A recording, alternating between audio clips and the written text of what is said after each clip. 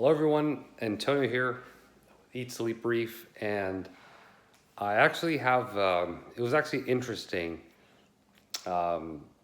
this past like 20 minutes. So I did my first order ever from the one and only Worldwide Corals, and as you know, those express FedEx overnight deliveries are typically delivered before about, I think, 10:30, at least here in California. I got an alert on my phone, hey, at like 9:15, your package has been delivered. Great, let me head home, acclimate, get them in the tank. But I show up to the house and I'm like, there ain't no package here. I was like, it's not like it's a tiny box. It's gonna be a decent sized box. And I'm looking everywhere. I'm going around the house, and then I figure, you know what? They delivered at the wrong address. No big deal. Let me go to my neighbor's houses. So I'm walking to one neighbor, walking to the next, walked across the street. I'm like, holy crap, there's like, this box ain't anywhere to be found. So immediately I want to blame FedEx, obviously. But then I'm like, you know what? Let me check what address I put when I ordered it. Sure enough, I put the wrong address. I missed it by one digit. But then I'm like, no big deal. I'll just go to that address. So I type in the address on Google Maps, and that address is, again, nowhere to be found, doesn't exist. So I'm like, what the hell? I'm like, how did this FedEx person deliver to an address that doesn't exist? So I call FedEx and I tell them, hey, a package was misdelivered. I don't have it.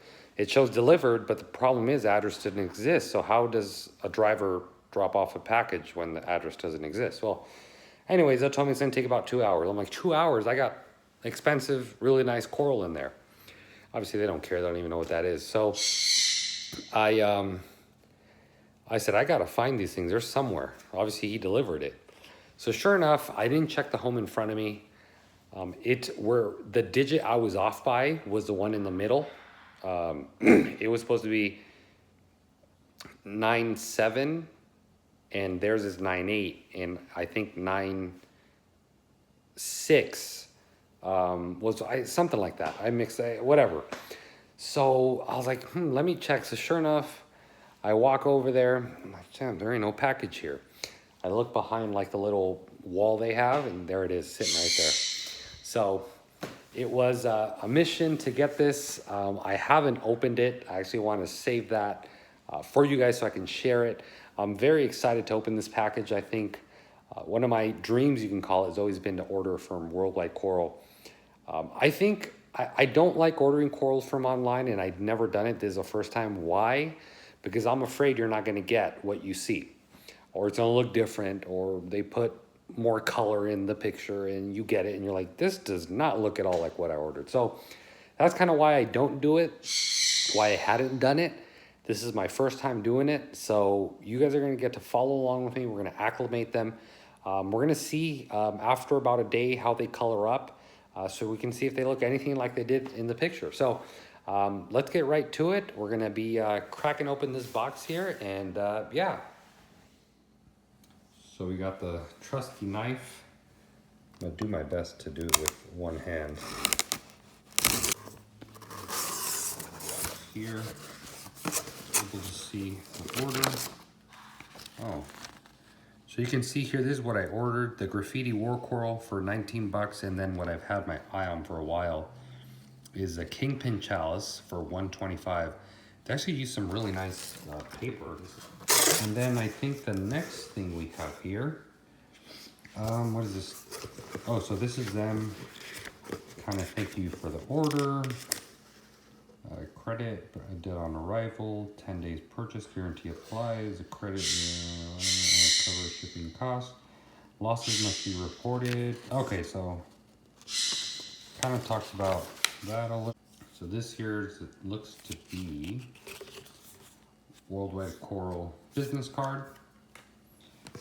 And then I think lastly, oh yes, this is kind of the dipping procedure. Kind of tells you here how to acclimate and how to glue them. Kind of talks to you about lighting, also talks to you about flow here. And I think here it's kind of, yeah, the dipping and handling procedure.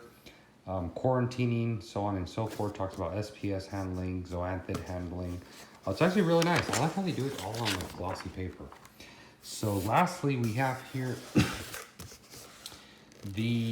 where the corals are. I'm assuming this is taped. Yeah, it has to be taped. So let me quickly get this out. Obviously, I only have one hand and show you guys what the tape cut out. Make sure you don't cut into it. The way I did, I kind of just cut like this. I didn't go like that.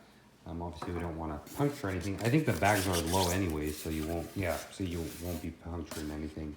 Not to mention you have this here. They would hit here as well before you puncture it. So you'd really have to like want to mess it up. So first things first, there's no water that I can sense leaking anywhere, so that's a good sign. And another thing I'm always afraid of online is the size of the coral. I feel like in pictures it looks like it's a piece that big, and then you get it and it's like that big. So, oh wow. So here we go. Here they are. Obviously they're still intact. Oh, that's so cool how they ship it. This one's like in a little cup, so it doesn't hit itself. And then this guy here was just kind of thrown in there, but it's still good.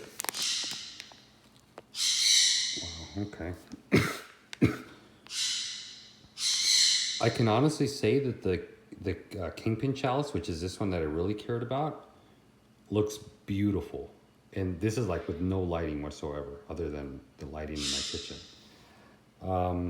So yeah, let's get these guys temperature acclimated here real quick, and yeah, open it up and see what's inside. So obviously the lights haven't come on, which is a little bit of a plus. I'd rather acclimate them when the lights aren't on. You got it here, and I'm probably gonna put them. Oh, we should be good right there. So we'll do a temperature acclimation, leave them here for about 20-30 minutes, and then we'll be done with that, and then we'll do a water acclimation so we can adjust them to the parameters, and the last thing we'll do is coral dip. All right, everyone, so we're gonna be doing we just got finished with the temperature acclimation. I separated the coral in 2 cups. Not that it matters, I could have put them both in 1 cup, just make sure they're not touching each other, but it just seemed easier here. Another thing I recommend is put your corals in the smallest container possible, with just barely having any water on top of them. That's gonna mean you're gonna need less water from your tank to acclimate them accordingly, so you don't have to worry about your salinity fluctuating too much in your main display. Other than that, guys, I got the tongs here to kind of grab them so I don't grab them with my hands, any lotions or residue, any chemical. I don't want to stress them out even more. I got the syringe here. We're going to be adding 5 milliliters at a time for about 30 minutes with about 5 to 7 minute intervals to slowly acclimate them up. Get the salinity, the calcium, all the parameters pretty close to my tank. Because obviously I think actually I've read what parameters Worldwide Coral runs, and I'm actually right there in with them. So it shouldn't be too much of a shock to them. And lastly, guys, I can't stress how amazing this Polyp Lab coral dip is. They call it reef primer, but it's a coral dip. It's a salt coral dip, so you kind of have to pre-mix it in a solution, kind of like if you're mixing salt or salt water. But guys, this stuff is so smooth on the coral, so easy on the corals, but yet still gets an effective job of killing any pest we want.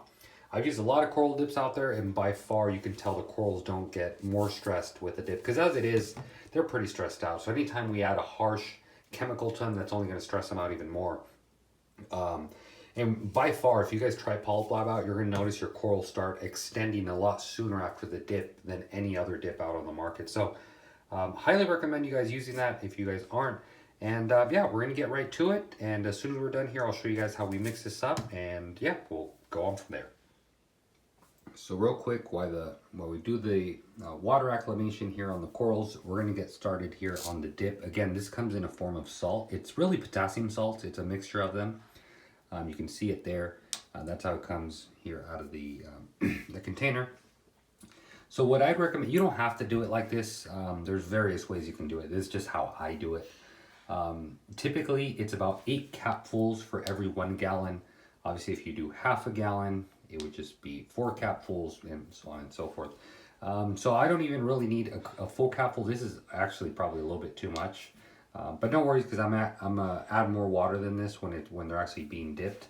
So that shouldn't be an issue. But The reason I put it in this small container first, I feel it's a lot easier to mix while you have it contained. You can see here. And then what I'll do to this, I'll add a little bit of water to that. And what I'll do, I'll literally just shake this while the corals are acclimating here to the water. And then obviously once this is mixed, I'll get my main container where I'm gonna be dipping them, and then I'll add this to that, and then finally add it to the corals. They kind of don't recommend you add the salt to the corals because it may agitate them a little bit. So this is why I do it in a low container, mix it up, let it sit, let all the salts dissolve, and then you'll be pretty much ready to use it. All right, so we went ahead and we're done with the parameter, acclimating them to the tank parameters, the salinity, all that. So the last thing we're gonna do, you can see I added a little bit more water. I always typically will mix, or not mix, but dip corals in this container here, assuming they fit in there. But anyways, here's the dip. It's all nicely mixed up. So what we want to do is pour it in there. Probably give it another little rinse.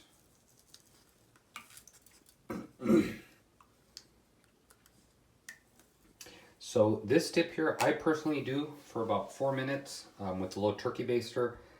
Just making sure that water keeps moving, making sure, you know, if I do see any stuff on the coral, I'm kind of blasting it off of them.